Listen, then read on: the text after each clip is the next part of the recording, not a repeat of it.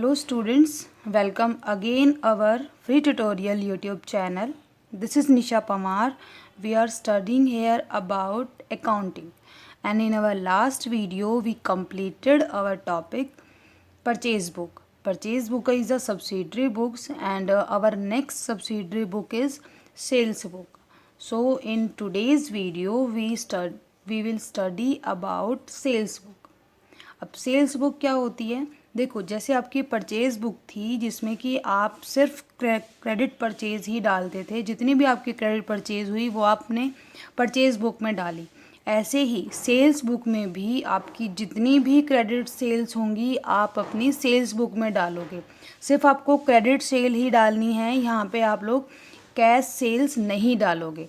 और साथ ही अगर आपने कोई एसेट भी सेल की है तो वो भी आपको यहाँ पे नहीं डालनी है। तो दो चीज़ें हैं जो हमें सेल्स बुक में नहीं डालनी होती, एक आपकी कैश सेल्स नहीं आपको डालनी है और दूसरा आपको सेल ऑफ एसेट नहीं डालना है।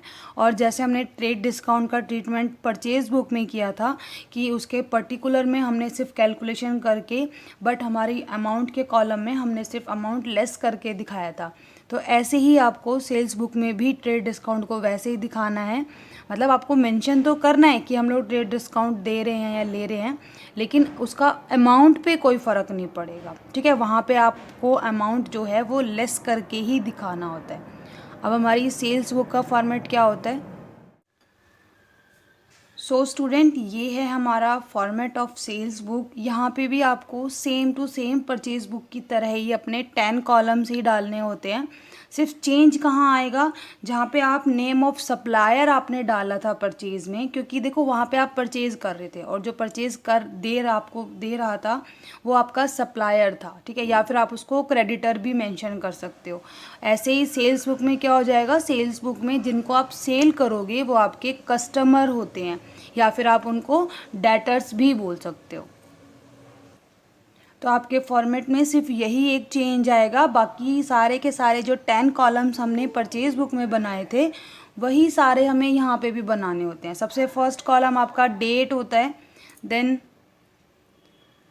देन सेकंड कॉलम आपका हो जाएगा नेम ऑफ कस्टमर, उसके बाद इनवॉइस नंबर, क्योंकि देखो पहले हम सबसे पहले वाउचर बना रहे हैं, उसके बाद डायरेक्ट हम लोग अपनी बुक्स मेंटेन कर रहे हैं।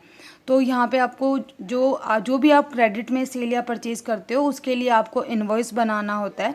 तो उस इनवॉइस का नंबर क्या है वो नंबर आपको यहाँ पे मेंशन करना है। देन लेजर फोलियो, उसके बाद आप डिटेल्ड अमाउंट डालोगे, कितना परचेज़ हुआ, कितना ट्रेड डिस्काउंट लेस किया, जीएसटी वगैरह जो भी आप ऐड कर रहे हो वो सारा कुछ, तो यहाँ पे आपका डिटेल्ड अमाउंट आएगा। फिर आपको सबको सेपरेट डालना है। एग्जैक्टली सेल कितने की हुई, एग्जैक्टली सीजीएसटी कितना लगाया, एसजीएसटी कितना लगाया, आईजीएसटी कितना लगाया, और देन इन सबका टोटल करके टोटल अमाउंट क्या आया। ठीक है, ऐसे हमने परचेज़ में भी किया था। परचेज़ में आपका सिर्फ यहाँ पे चेंज आया था, नेम ऑफ सब सप्लायर यहाँ पे आ गया था। ठीक है ना, तो हमारा परचेज़ बुक सेल्स बुक का फॉर्मेट ऑलमोस्ट सेम होता है, सिर्फ आपको एक कॉलम वहाँ पे चेंज करना होता है। अभी अब एक एग्जांपल ले लेते हैं हम लोग, जिससे कि आपको कैसे एंट्रीज़ करनी है वो भी आपको समझ में आ जाएगा। तो देखो एग्जांपल हमारा है, record the following transactions in the sales book of Ganesh Electronics Kolkata, assuming CGST at 9% and SGST at 9%। 2018 जनवरी 3 को इन्होंने अपने ट्रांजैक्शन स्टार्ट किए हैं। सबसे फर्स्ट इसमें है sold to Ruchika Enterprise Kolkata, invoice number 431, 5 colour TV set at 20,000 each, और इसमें से लेस करना है आपको trade discount 20%। Then January 10 sold to Garima Electronics Patna Bihar, invoice number 432, 10 washing machine rupees 8,000 each and less trade discount 25%। तो देखो यहाँ पे सबसे फर्स्ट मतलब स्टार्टिंग में आपको दिया हुआ है कि ये जो एंटरप्राइज है, ये जो इलेक्ट्रॉनिक्स है, ये आपकी कोलकाता में है। फर्स्ट ट्रांजैक्शन आपका कोलकाता में ही हुआ है, तो यहाँ पे आपको CGST SGST ही लगाना पड़ेगा। लेकिन जो सेकंड ट्रांजैक्शन है वो पटना में हुआ है, कोलकाता से पटना में हुआ है, मतलब आपका ये इंटर स्टेट का केस हो गया। तो यहाँ पे आपको क्या लगाना पड़ेगा, IGST। ठीक है, तो ये चीज़ें भी आपको ध्यान रखनी है कि इंट्रा स्टेट का केस है या इंटर स्टेट का केस है। GST जहाँ पे भी आएगा आपको इस चीज़ का ध्यान ज़रूर रखना होता है कि आप इन अपने स्टेट में ही बिज़नेस कर रहे हो या स्टेट से बाहर बिज़नेस कर रहे हो, ठीक है। उसके बाद नेक्स्ट आपका ट्रांजैक्शन है जनवरी 12 को, तो sold to Raghav and Sons Kolkata, cash memo number 2510। अब देखो कैश मेमो हम कब बनाते हैं, जब आपने कैश में कोई ट्रांजैक्शन किया है। तो अब सेल्स बुक में तो हमें कैश सेल नहीं डालनी है, तो ये जो थर्ड ट्रांजैक्शन है ये आपको यहाँ पे नहीं डालना है। ये आपका कहाँ पे जाएगा, ये आपका जाएगा कैश बुक में। जो हम कैश बुक हम बना रहे हैं तो सारे के सारे कैश ट्रांजैक्शन आपके कैश बुक में ही जाएंगे, ठीक है। तो स्टार्ट करते हैं हमारी एंट्रीज। देखो सबसे फर्स्ट जो ट्रांजैक्शन आपका हुआ है वो हुआ है जनवरी 3 को, तो हम लोग यहाँ पे डेट मेंशन करेंगे 2018 जनवरी 3। नेम ऑफ कस्टमर आपका है रुचिका एंटरप्राइज, तो यहाँ पे हम लोग डालेंगे रुचिका एंटरप्राइज, ठीक है। और फिर डिटेल में डालना होता है कि क्या क्या परचेज़ किया है। तो हमने क्या लिया है इससे, हमने इससे लिए हैं 5 कलर टीवी एट 20,000 ईच, और इसका इनवॉइस नंबर आपको दिया हुआ है 431। डिटेल में आपका आ जाएगा 1 लाख का आपने क्या किया है, सेल किया है, ठीक है। उसमें से आपको लेस करना है ट्रेड डिस्काउंट 20%। तो 1 लाख का 20% आप कैलकुलेट करोगे तो ये आपका आ जाता है 20,000 रुपीज़। लेस कर देंगे हम लोग तो ये हमारा आ जाएगा 80,000। उसके बाद यहाँ पे आपको CGST और SGST भी लगाना है, तो CGST आपका लगेगा 9% एंड SGST ऑल्सो 9%। तो 80,000 का 9% कैलकुलेट करो, आपका हो जाएगा 7200 एंड 7200। टोटल हम लोग यहाँ करेंगे, ये आपका बनता है 94,400 रुपीज़, ठीक है। अभी हमने डिटेल में अमाउंट डाल दिया, अब आपको सबको सेपरेट सेपरेट डालना होता है। तो एग्जैक्टली सेल हमारा कितने का हुआ, 80,000 का। CGST कितना लगाया, 7200। SGST कितना लगाया, 7200। IGST कुछ भी नहीं लगा, और टोटल हमारा कितना हुआ, 94,400, ठीक है। तो ये आपका फर्स्ट ट्रांजैक्शन हमने एंट्री कर दी। अब यहाँ पे आप एक लाइन ड्रॉ कर दोगे। देन सेकंड हमारा ट्रांजैक्शन है जनवरी 10 को, और ये किसको कर रहे हो आप, गरिमा इलेक्ट्रॉनिक्स, और ये आपका कहाँ पे है, पटना में, ठीक है।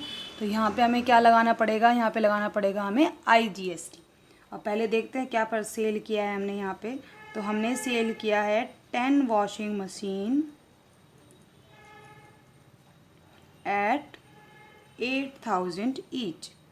तो इसको आप मल्टीप्लाई करोगे तो ये आपका हो जाता है 80,000 रुपीज़।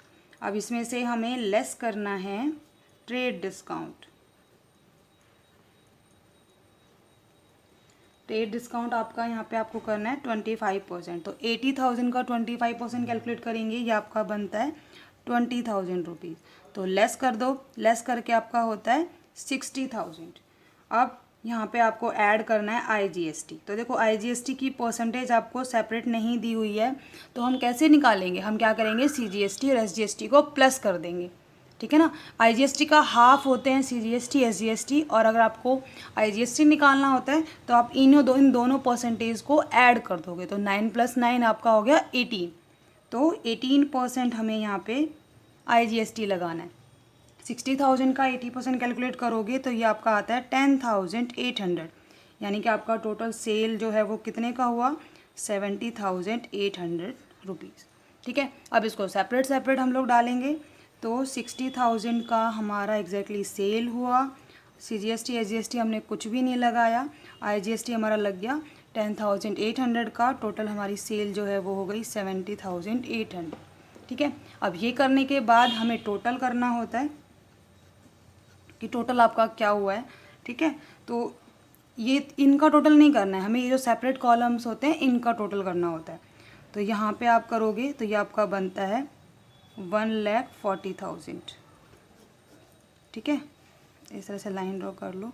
तो 7200 का टोटल आपका CGST लगा, 7200 का टोटल आपका SGST लगा, 10,800 का आपका टोटल IGST लगा एंड इसको आप ऐड करोगे तो ये आपका बनता है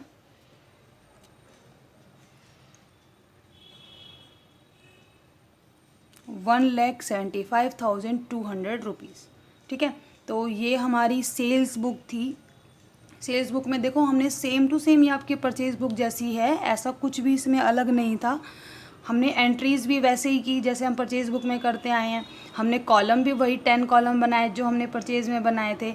यहाँ पे भी हमने सिर्फ क्रेडिट परचेज़ ही ली, ना ही हमने कैश परचेज डाला, कैश सेल डाला, ना ही सेल ऑफ एसेट हमने डाला। सिर्फ चेंज क्या आया, चेंज सिर्फ एक ही आपका आया कि आपको नेम ऑफ सप्लायर की जगह आपको यहाँ पे क्या डालना है, नेम ऑफ कस्टमर, या फिर कस्टमर की आप डेटर भी डाल सकते हो। ठीक है, जैसे आपको बेटर लगे। और अगर आपको name of customer, name of supplier में अगर आपको कन्फ्यूज़न होती है कि हम क्या डालें, भाई सप्लायर लिखें या कस्टमर लिखें, तो यहाँ पे आप नॉर्मल पर्टिकुलर भी डाल सकते हो, उससे भी आपका ना गलत नहीं होगा। ठीक है, यहाँ पे आप पर्टिकुलर डाल के भी छोड़ दोगे तो भी आपका सेम हो जाएगा, मतलब ठीक रहेगा आपका क्वेश्चन, कोई गलत नहीं करेगा। तो उसमें तो फिर बिल्कुल भी चेंजेस नहीं आना। आप परचेज़ में भी पर्टिकुलर डाल सकते हो, सेल्स में भी पर्टिकुलर डाल सकते हो। मतलब ओवरऑल बात ये है कि आपकी परचेज़ बुक और सेल्स बुक ऑलमोस्ट सेम बनती है, उसमें कोई चेंजेस नहीं होते। ठीक है, तो आई होप आप सबको सेल्स बुक भी अच्छे समझ में आ गई होगी।